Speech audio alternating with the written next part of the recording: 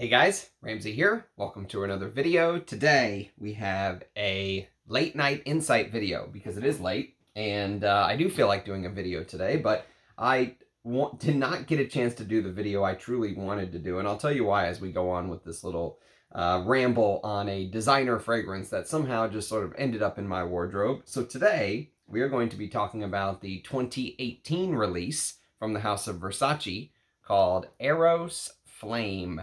Now, of course, all the big shot reviewers got their videos in exactly when this came out in 2018.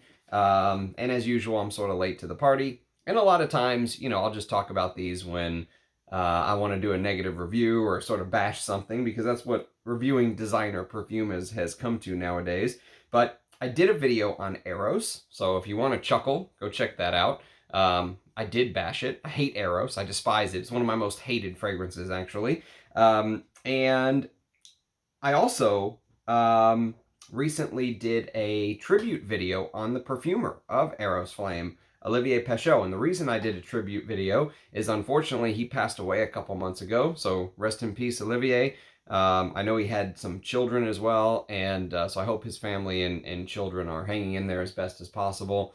Condolences from me to them and to his family.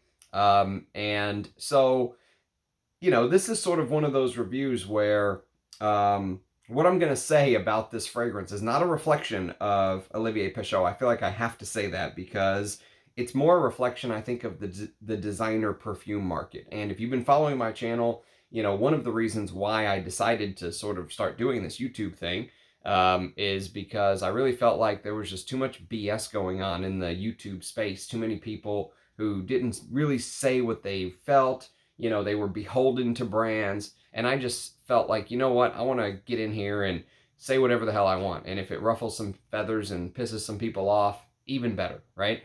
Because there needs to be some honesty in some of these reviews. Now they're sort of like watching an infomercial, but in these reviews, right?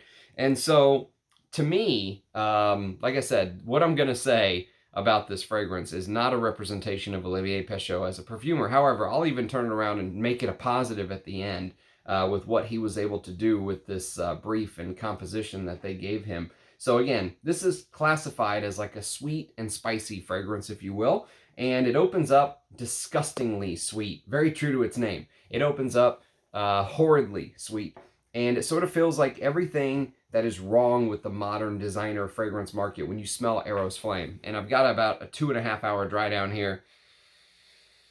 So it literally feels like everything wrong with the masculine designer perfume market in one bottle, right? In one little spritz. As soon as it hits your skin, if you have any familiarity with vintage fragrances, or how we got to the point we did all the way to 2018, well, now all the way to 2023, but at 2018 when this came out, this is like the opening of this is like everything that's wrong, like a case study of everything that's wrong with the modern masculine perfume market.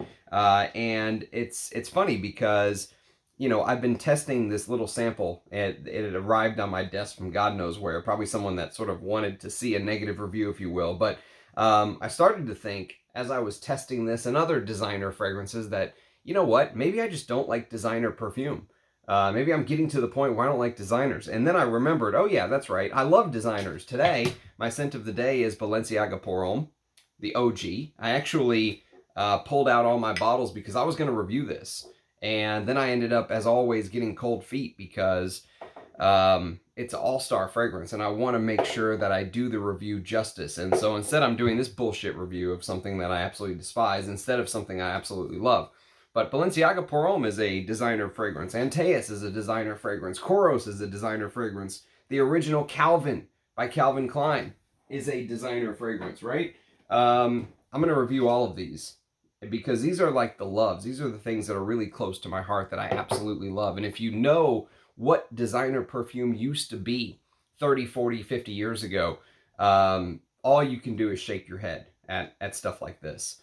In my opinion, it is a travesty that this is what they're, marketing towards men nowadays. So I love designer perfume is what basically comes down to. I just despise modern designer perfumes. They think that this is what men should smell like. Seriously, it's almost like a slap in the face. This is what they really think men should smell like. So the one saving grace about this fragrance, I will say from the very beginning, is that it gets better. Okay, so that's the slogan. I'm going to tell you right now. That is the slogan of Versace Eros Flame, is that it gets better. It really does. The opening is disgusting. It is chemical warfare. Like, imagine Monty Python, right? And the Holy Grail. And the guy saying, I'm not dead yet.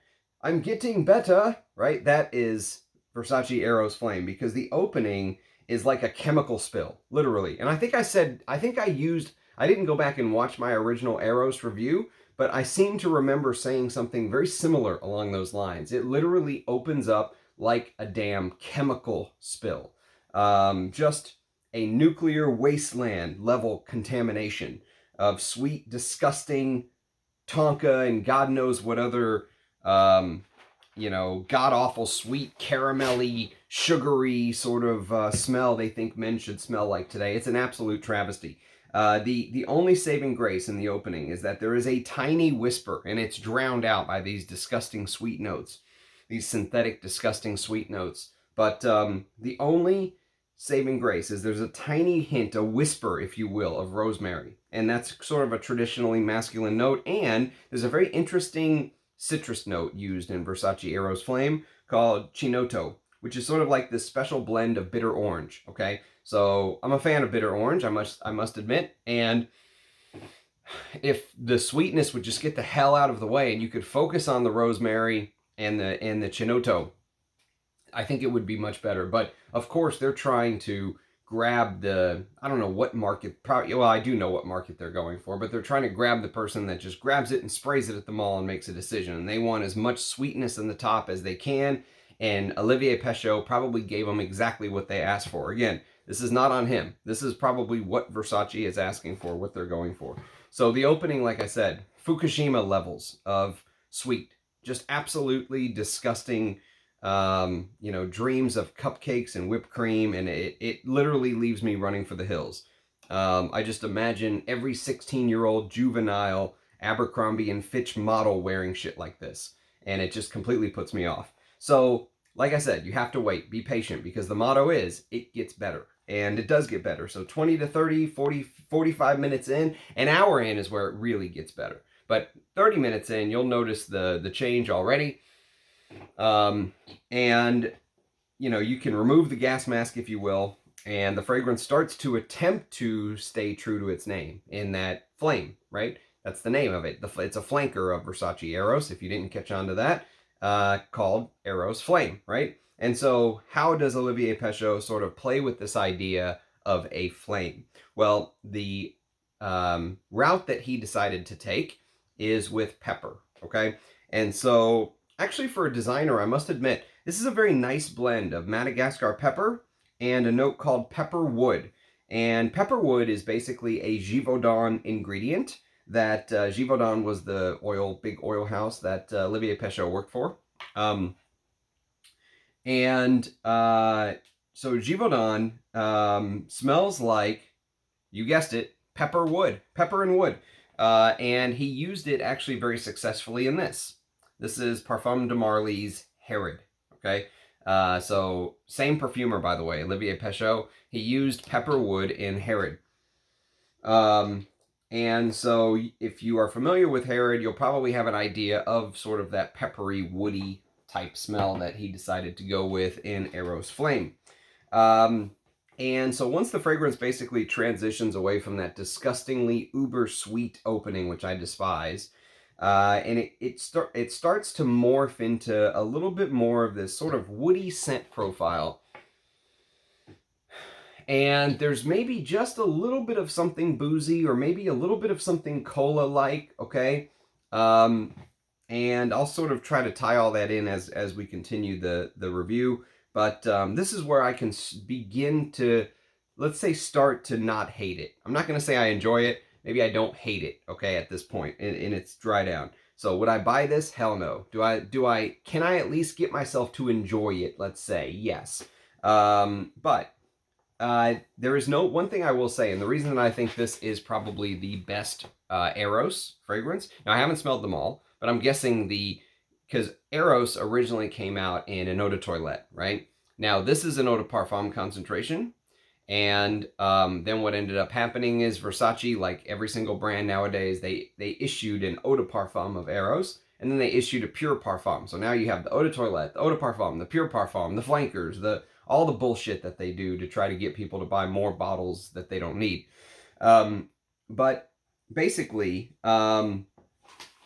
this is an eau de parfum, right? And so I just want you to have this image in your mind. If you want sort of an image of the way that I see Eros in my head when I wear this, so go to Parfumo, click on the Chinotto note, which is that sort of bitter orangey top note. And the picture of that note, it looks like there's like a glass with some sort of orange liqueur in it, if you will, right? And I just want you to imagine those drinks that the bartender actually sets on fire whenever they send them to you, okay? And so imagine the flame, if you will, the flame that is on top of that bitter orange liqueur glass. And just then, just as you sort of order the drink, the bartender lights it on fire, he throws it down the bar to you, let's say, movie style, and one of those gosh darn annoying folks that walks up and tries to sell you flowers when you're out and about, right? They try to sell you flowers, and so you're sitting there, and somehow the guy walks up right behind you, and you turn and you get this whiff of these flowers because there's 2 floral notes that he used in the heart, and actually relatively successfully, I might add. There's a rose note and there's a geranium note. And you can pick them out. There's no doubt about it. Especially that, and you know, sometimes geranium can even come across smelling like rose. And so what you end up getting is you get this very rosy, geranium can also come across as peppery. And so when you add that in with the Madagascar pepper and that pepperwood Givaudan ingredient in the heart, this sort of peppery geranium and rose combination in the heart is very evident, okay? Now, most men who are buying this from like a mall or something are probably not going to care about that because they're not going to focus on that little floral heart, but it actually is there. And so the flower guy walks up behind you as you're sitting at the bar. You turn around and you realize, actually, this smells pretty good, but no way in hell are you paying 20 or 30 bucks for flowers. Get the hell out of here, dude. And so you send him on his way packing, right? Then you notice the path that the drink takes on the bar to sort of get to you is pretty well grooved, right? Lots of drinks have traveled down this highway on the bar, let's say. So along with that peppery flame of a drink that you're holding in your hand, you start to sort of focus on the grooves in the wood of the bar. And you get another waft of flowers from somewhere, even though the guy selling them sort of walked away. And some sucker next to you bought some flowers. So you get some more of that rosy geranium that's brought to your nose. And you realize this bar is not made from IKEA material. This is not particle board. Actually, the wood smells pretty good. It's sandalwood and cedar combination, okay? And so it may look cheap, but it actually smells pretty good. And you sort of chuckle and take your shot. I don't know if you're supposed to take it with the fire. You blow it out and then take it. And so that is the slogan of Eros Flame. It gets better. It does actually get better. There's a little bit of patchouli in the base. There's a little bit of Haitian vetiver as well.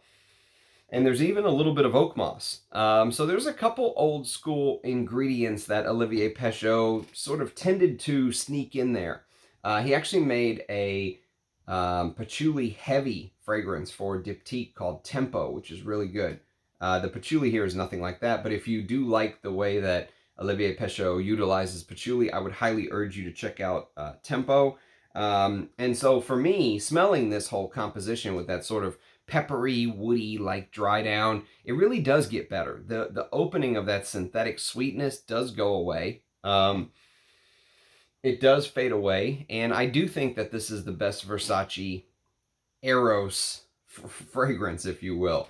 Now, that is not saying very much, but, you know, take that for whatever it's worth. I do think that if you said, Ramsey, you have to wear a Versace Eros fragrance, I would easily say I'll wear this. This is what I want to wear. Well, this is not what I want to wear, but if you're going to force me to wear an Eros fragrance, this is what I would wear. I despise the original. You know, it's just an absolute nightmare. That minty, appley thing, you know, it's not good. I really am not a fan of that minty, appley thing that the original Eros does with that very sweet vanillic dry down. Ugh, it's disgusting to me all the way through. Like I said, I described it as a chemical spill, and I was really worried about the opening of Versace Eros Flame because it's sort of that's the closest, I think, similarity to Eros you get is the opening, that ultra sweet opening. And I understand some people are going to say, well, you just don't understand Eros because it's a clubbing fragrance, and when you sweat, that's not my thing. And so I despise Eros through and through. Eros Flame does get better. There's something interesting with that cola booziness going on, you know, and I'm not sure where that's coming from, but the cola, boozy, woody, peppery thing is interesting. I don't, you know, the sweetness at the top, wear your gas mask for the first half an hour and you'll be fine, right? But shout out to Olivier Pechot for sort of taking this nightmare of a brief and I would say turning it into something respectful. So what started out as a potential diss on Olivier Pechot actually ended up being a little bit of a hat tip to him, because I'm actually pretty impressed with what he did with this brief, turning it into something respectful overall. But you have to give it a chance. I mean, if you spray this and smell the opening, you're probably going to go, you know, if you're like a perfume nut and you know fragrance history and all that good stuff, you're going to smell this and go, nope, and maybe it's a scrubber, right? Don't scrub it. Give it a chance, I would say. I can't believe I just said that about a Versace Eros fragrance, but give it a chance. It does get better. Does it get good enough to buy? Hell no. Do not spend your money on this. But is it maybe a little better than it gets credit for? Yes, yes. Now, there is a rumor that it's discontinued. Parfumo says it is being marketed by Euro Italia. So Parfumo says it is still actually in production. But there are heavy rumors going around that Eros Flame is getting the axe, that it's discontinued. So I don't know if that's true or not. I mean, I guess I should say thank you to whoever sent this to me. I don't know where I got this from, but it arrived on my desk and I've been playing with it for a little while, toying with it. So I figured, what the hell? When I didn't want to really put my heart and soul in, well, I do want to put my heart and soul into a Balenciaga Pour Homme review, but I don't want to mess it up. So I figured I would do a review of a fragrance I really don't give a shit about. And yeah, so that's sort of my take on Versace Eros Flame. If you have smelled it, do leave a comment below. Let me know what you think. Excuse me, love seeing your faces in the comments. Love the support and everything you guys give to the channel. So thanks for watching my late night insight quick hit video on Eros Flame. Cheers, and I'll catch you next time. Bye, guys.